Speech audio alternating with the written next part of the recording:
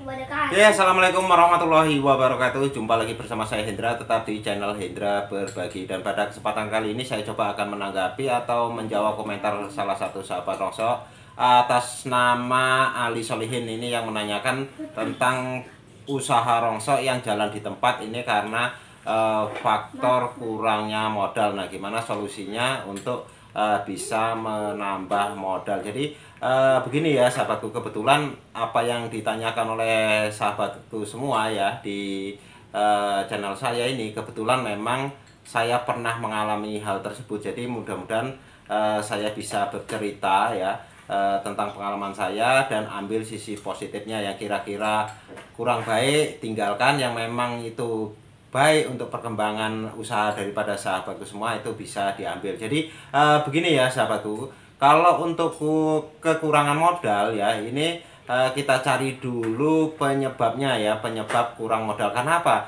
Setiap kita melakukan usaha ya, sekecil apapun usaha itu sudah pasti kita sudah memiliki modal ya. Nah, tinggal nanti pada perjalanannya ya, ini ada kendala-kendala yang biasanya kita hadapi, termasuk juga tentang modal. Nah, penyebab ya kurangnya modal ini kalau bisa saya kategorikan ini ada tiga ya, ada tiga begini, ini tadi satu ya, ada tiga. Nah, yang pertama yaitu karena mungkin kurangnya modal itu karena ambisi kita ya, kita terlalu ambisius, ingin cepat besar dan lain sebagainya, atau ingin bisa dikatakan wah dan lain sebagainya, sehingga kita memaksakan diri kita ya tanpa mengukur kemampuan kita ya. Jadi itu kita juga kalau mengalami hal seperti itu, kita akan merasa selalu kurang terus ya. Modal berapapun yang kita gelontorkan ini akan selalu kurang. Ini penyebab yang pertama. Terus penyebab yang kedua kekurangan modal itu karena terjadi kerugian. Sebenarnya usaha kita tuh mengalami kerugian, sehingga modal awal yang tadinya sudah ada ya ini akan berkurang, dan untuk selanjutnya di perjalanan kita akan merasa ya kekurangan modal. Nah, kalau dua hal ini yang terjadi ya, ini sebaiknya memang nggak perlu lagi kita untuk mencari modal. Karena apa? Kalau toh kita memaksakan ya, memaksakan diri untuk terus cari modal ya, ini tetap usaha itu tidak akan berjalan kalau memang penyebabnya karena ambisi kita, dan juga karena usaha kita sebenarnya mengalami kerugian karena mungkin kesalahan cara pengaturan kita. Tapi kalau untuk penyebab yang ketiga ya, kekurangan modal itu memang betul-betul dalam usaha itu kebetulan ada yang menawari barang yang jumlahnya besar ya, sementara kita untuk mengcover itu modalnya nggak mencukupi ya. Dan sebenarnya kalau misalkan kita bisa menutup itu ya, atau menutup omset itu ya, otomatis penghasilan kita ya, penghasilan usaha kita ini akan bisa berkembang. Nah, kalau memang yang ketiga ini ya, penyebab yang ketiga ya, ini nggak ada salahnya kalau sahabatku mengupayakan untuk mencari tambahan modal. Nah, di sini juga saya coba akan menyampaikan bahwa sumber modal usaha kita ini ya didapat di antaranya. Yang pertama ya, sumber modal itu yaitu berasal dari uang pribadi ya. Nah, uang pribadi ini ya, baik itu uang simpanan kita selama ini mungkin kerja dan lain sebagainya, kita nabung ya, ini akhirnya punya sedikit uang yang itu kita jadikan untuk modal. Nah, kalau memang sumber itu dari uang pribadi ya, mungkin bisa kita upayakan lagi ya untuk mencari uang yang memang simpanan kita, atau mungkin ya bisa juga dilakukan dengan cara kita menambah kegiatan kita ya, selain daripada menjadi pengepul rongso ya, seperti saya katakan di video saya sebelumnya bahwa kita bisa nyambi jadi pemulung dan lain sebagainya, atau mungkin usaha lain, sehingga keuntungan dari rongso itu ya itu tidak dimakan ya untuk kebutuhan sehari-hari ya. Jadi kebutuhan kita sehari-hari itu bisa kita tutupi dari kegiatan kita di luar daripada usaha rongso kita. Syukur-syukur kalau memang usaha atau kegiatan kita harian itu ya bisa juga menyisihkan untuk menambah modal usaha kita itu, yang berasal dari uang pribadi dan uang simpanan. Nah, ada juga sumber modal yang berasal dari uang pribadi itu yang sifatnya adalah uang berasal dari menjual aset ya, misalkan sahabatku selama ini misalkan punya mobil atau mungkin punya rumah atau mungkin punya tanah ya, ini sahabatku menjual itu dan bisa dijadikan untuk modal. Nah, kalau memang ini yang terjadi ya, dan untuk saat ini kita kekurangan modal, solusinya ya kita tetap harus coba ya, coba mencari lagi kira-kira aset mana ya yang bisa kita lepas dalam rangka menambah modal itu ya. Itu untuk sumber modal yang pertama, yaitu uang pribadi. Nah, untuk sumber modal yang kedua ya, sumber modal yang kedua ini adalah uang yang berasal dari pihak kedua. Nah, pihak kedua di sini yang saya maksud adalah pihak yang tempat kita untuk kirim barang ya, atau juragan kita. Ini adalah pihak kedua.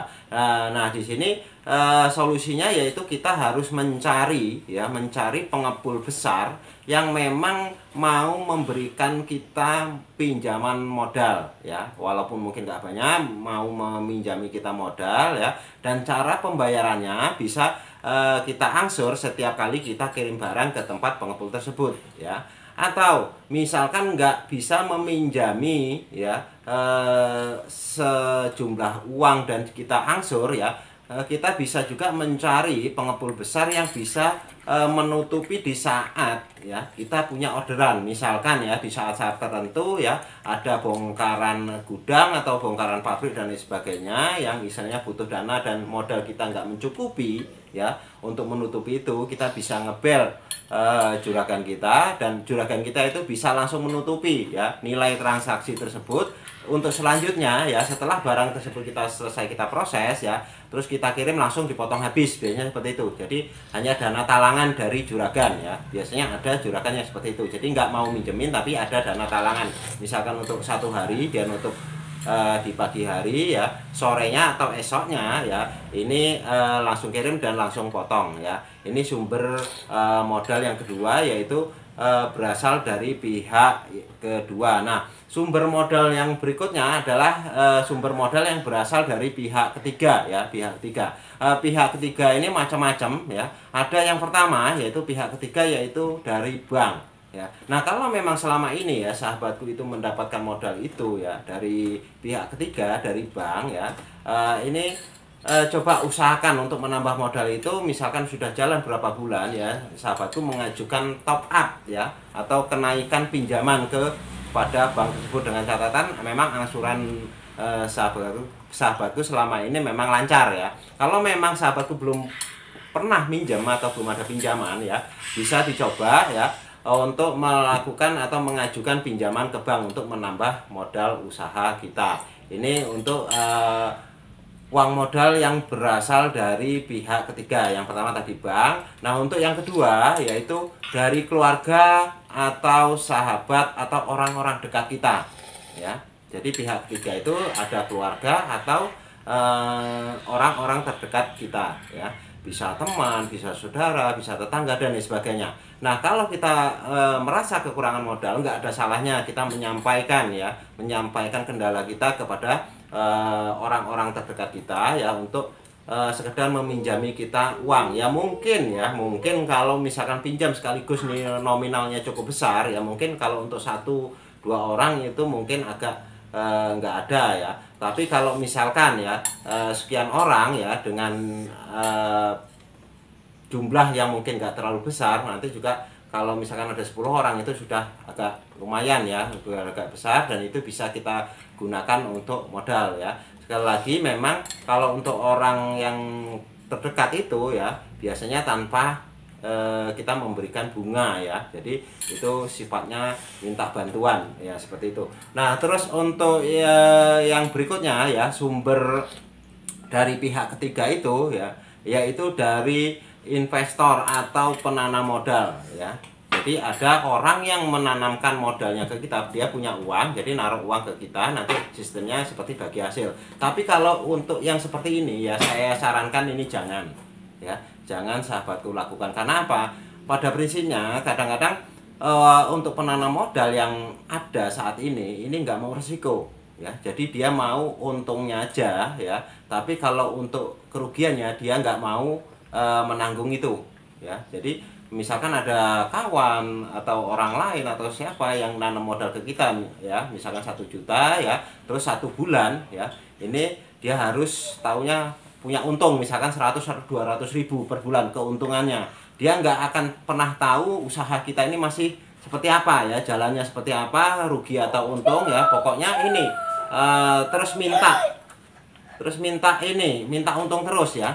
Nah ini makanya kalau untuk sumber dana yang dari pihak ketiga dan sifatnya dari investor atau penanam modal ini sebaiknya dihindari. Nah ada juga sumber modal itu dari pihak ketiga, yaitu dari rentenir ya atau lintah darat ya. Ini juga kalau saran saya sebaiknya itu jangan dilakukan dan hindarilah itu ya.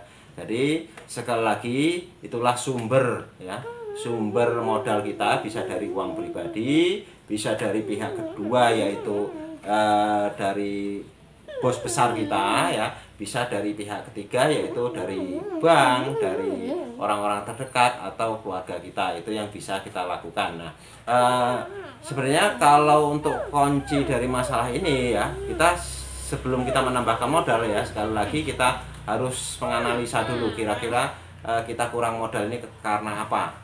Apakah memang karena ambisi kita yang ingin cepat besar, atau memang karena sebenarnya kita itu rugi sehingga modal kita selalu berkurang dan otomatis kita perlu suntikan dana ya, atau memang betul-betul kita butuh modal ya, sebenarnya kita untung, usaha kita sudah semakin berkembang, tapi ada proyek lagi ya yang harus ditutupi dengan modal-modal nominal tertentu. Nah ini bisa kita lakukan ya, cara-cara seperti yang saya sampaikan tadi ya.